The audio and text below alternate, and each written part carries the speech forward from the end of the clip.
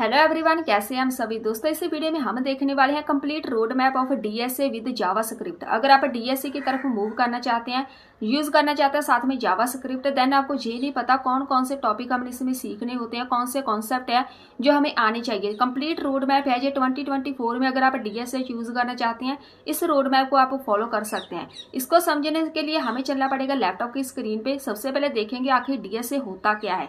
सबसे पहले आपको पता होना चाहिए आखिर डीएसए होता क्या है। तो जहां पे हमारे पास दो टर्म आती है, एक होता है डीएस, अकेला ही डीएस, एक होता है ए। ए को हम अलग से ही सीखते हैं, डीएस को हम अलग से सीखते हैं। सबसे पहले बात कर लेते हैं डीएस मतलब डेटा स्ट्रक्चर। इसके नाम से क्लियर होता है कि स्ट्रक्चर होता है। किसका स्ट्रक्चर? डेटा का। डेटा क्या होता है? जहां पे हम जब भी कोडिंग की बात करते हैं, हमने डेटा सेव भी करना होता है, रिट्रीव करना होता है, यूजर को रिप्रेजेंट करना होता है डेटा, ताकि उसको सामने से नजर आए।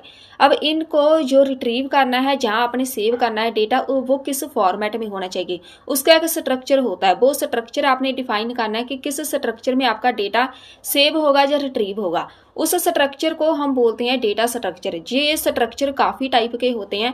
जो मेन हमारे लिए जो जरूरी है जिसको सीखना, वो होते हैं जी वाले। इसका कंप्लीट रोड मैप पे देखेंगे। उसके बाद बारी आती है ए की, मतलब एल्गोरिदम्स। जितना भी हमने एक स्ट्रक्चर हमने डिफाइन कर लिया कि हमें इस स्ट्रक्चर में डेटा चाहिए, इसी में हम डेटा सेव करेंगे, रिट्रीव करेंगे। उसके बाद एल्गोरिदम्स होते हैं, जैसे कोडिंग, प्रोग्रामिंग, कुछ सेट ऑफ इंस्ट्रक्शंस यूज किए जाते हैं जो आपके डेटा को हैंडल करते हैं, उसको हम एल्गोरिदम्स बोलते हैं। इसके अंदर कुछ इसके अलग से ही मेथड होते हैं, इसको आपने अलग से सीखना होता है। ठीक है, मतलब पूरे का पूरा एक रोड मैप होता है जिसके अंदर डीएस भी आ जाएगा, उसके बाद एल्गोरिदम भी सारे के सारे आ जाएंगे।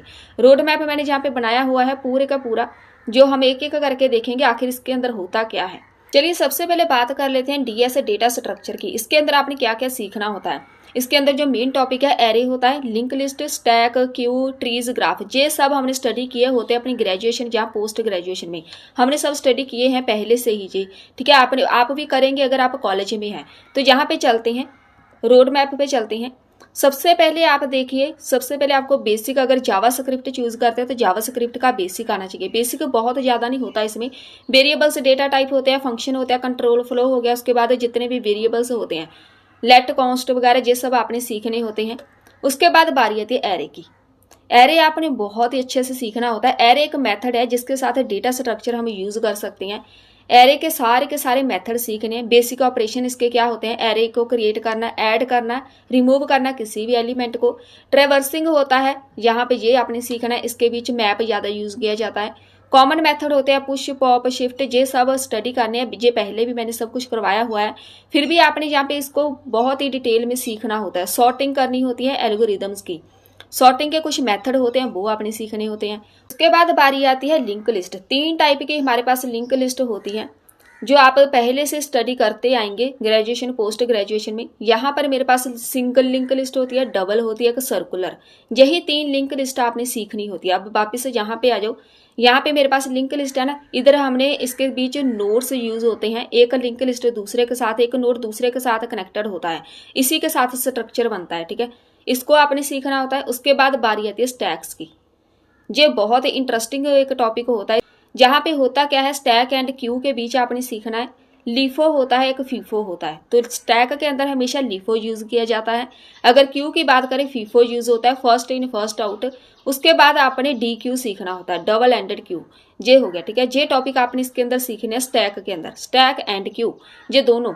उसके बाद बारी आती है ट्रीज की। इसके अंदर ज्यादातर बाइनरी ट्री ज्यादा यूज किया जाता है, या हेरारिकल, इसको आपने यूज करना होता है, सीखना है।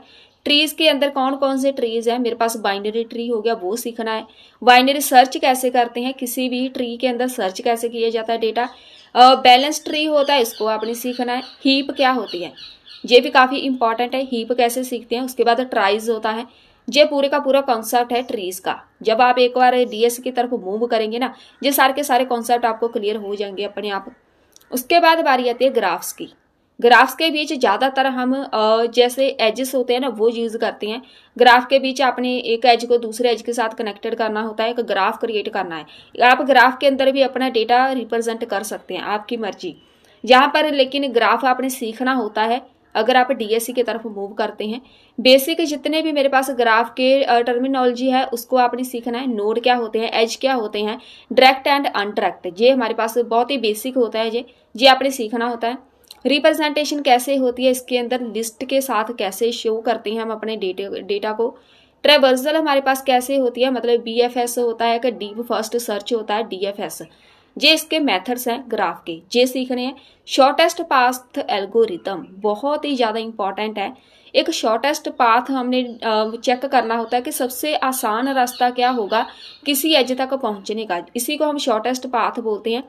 ये भी हमने बहुत स्टडी किया हुआ है पहले से ही। शॉर्टेस्ट पाथ एल्गोरिदम सीखना है, उसके बाद मिनिमम स्पैनिंग ट्री, इसके अंदर हमारे पास कुछ एल्गोरिदम आते हैं वो सीखने हैं दोनों के अंदर।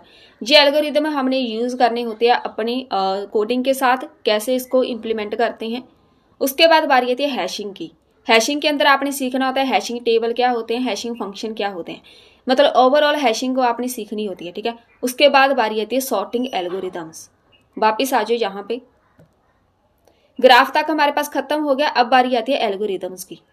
यहाँ पे सॉर्टिंग एल्गोरिदम एक इसकी टेक्निक है, एल्गोरिदम अब हम इसकी तरफ मूव करने वाले हैं। इसके अंदर सॉर्टिंग एल्गोरिदम्स आएंगे। सबसे पहले सॉर्ट कैसे किया जाता है एल्गोरिदम, उसके बाद सॉर्टिंग एल्गोरिदम के कौन कौन से हमारे पास मेथड्स हैं वो सीखने हैं। ये ज़्यादा यूज होते हैं मर्ज करना, क्विक सॉर्ट या फिर हीप सॉर्ट। उसके बाद कंपैरिजन कैसे किया जाता है, कंप्लेक्सिटी डिफाइन करने के लिए कैसे कंपेयर करते हैं। उसके बाद बारी आती है सर्चिंग एल्गोरिदम, बहुत ही ज़्यादा इंपॉर्टेंट है। लीनियर सर्च, बाइनरी सर्च, दो हमारे पास मेन होती हैं, इन्हीं को आपने सीखना है। एल्गोरिदम में डिज़ाइन टेक्निक्स क्या होती हैं, डिवाइड कैसे करते हैं, उसके बाद डायनेमिक प्रोग्रामिंग सीखनी है। ग्रीडी एल्गोरिदम क्या होता है वो सीखना है। देन बारी आती है कम्प्लेक्सिटी एनालिसिस। इसके अंदर हमारे पास time complex and space complexity आती है, कितना टाइम लगेगा, स्पेस कितनी लेगा, ये सब हमने चेक करना है कि जब भी हम डेटा को रिप्रेजेंट करते हैं, जो स्टोर करते हैं, वो हम कैसे सीखते हैं। एक टॉपिक आता है रिकर्जन का, ये आपने सीखना है। ये हमारा कंप्लीट रोड मैप है। 2024 में आप इस रोड मैप को फॉलो कर सकते हैं। देखने को छोटा सा रोड मैप है, लेकिन इसके अंदर आपने बहुत कुछ सीखना होता है। इस एक एल्गोरिदम की बात करें ना, इसी का ही हमारे पास बहुत बड़ा काम होता है। छोटे छोटे एल्गोरिदम होते हैं इसके अंदर, वो सीखने हैं, लेकिन बहुत ही ज़्यादा डिफिकल्ट नहीं होता। तो अगर आप इसकी तरफ जाना चाहते हैं, DSA को यूज़ करना चाहते हैं, ये रोड मैप फॉलो कर सकते हैं। मिलते हैं फिर नेक्स्ट वीडियो में।